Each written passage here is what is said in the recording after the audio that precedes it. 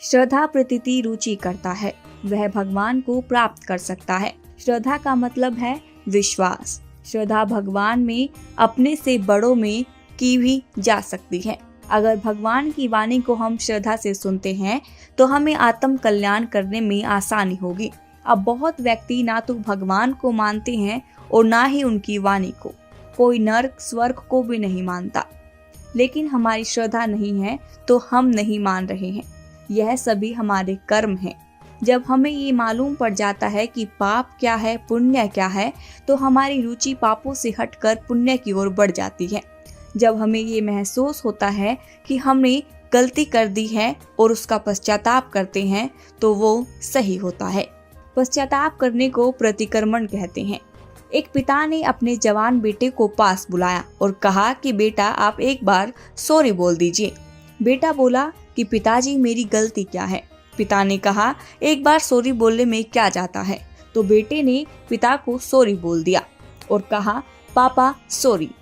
पिता ने उसी वक्त कहा कि बेटा अब तू शादी के लायक हो गया है, क्योंकि अब तुझे सॉरी बोलना आ गया है। अब तेरा वैवाहिक जीवन सुख से चल जाएगा। जो गलती ना करने पर भी सॉरी बोलना सीख जाए उसे प्रतिक्रमण कहते हैं।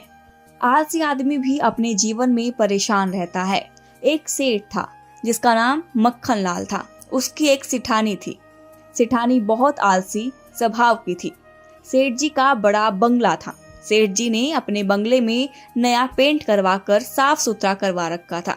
सेठानी को एक दिन सेठ जी ने कहा कि वो विदेश कमाने जा रहे हैं। सेठानी बहुत आलसी थी। वह सारे दिन बिस्तर पर पड़ी रहती थी और धीरे धीरे करके बंगले में कचरा बढ़ गया और जगह जगह टूट फूट हो चुकी। सेठ जी वापस आए और देखा कि बंगला बहुत खराब हो चुका है। तो सेठ जी ने सेठानी को घर से बाहर निकाल दिया और दूसरी शादी कर ली। अब जो सेठानी आई वो बहुत समझदार थी। सेठ जी दोबारा विदेश गए। अब की बार जब वो विदेश से वापस लौट कर आए तो बंगला चमक रहा था। तो क्या सेठ जी उसको बाहर निकालेंगे? नहीं, बल्कि सेठ जी ने अपनी पत्नी की प्रशंसा की। यानी कि हमारी आत्मा है वो सेठ के समान है और हमारे कर्म सेठानी की तरह। हमारे अंदर पाप का कचरा भरता जा रहा है। हमारी आत्मा शुद्ध रहे, इसीलिए प्रतिक्रमण करना, अपने कर्मों का पश्चाताप करना अति आवश्यक है। इसीलिए हमारी प्रभु की वाणी पर श्रद्धा होगी तो हमारी आत्मा शुद्ध होगी। इसलिए कहा जाता है कि श्रद्धा में ही भगवान है।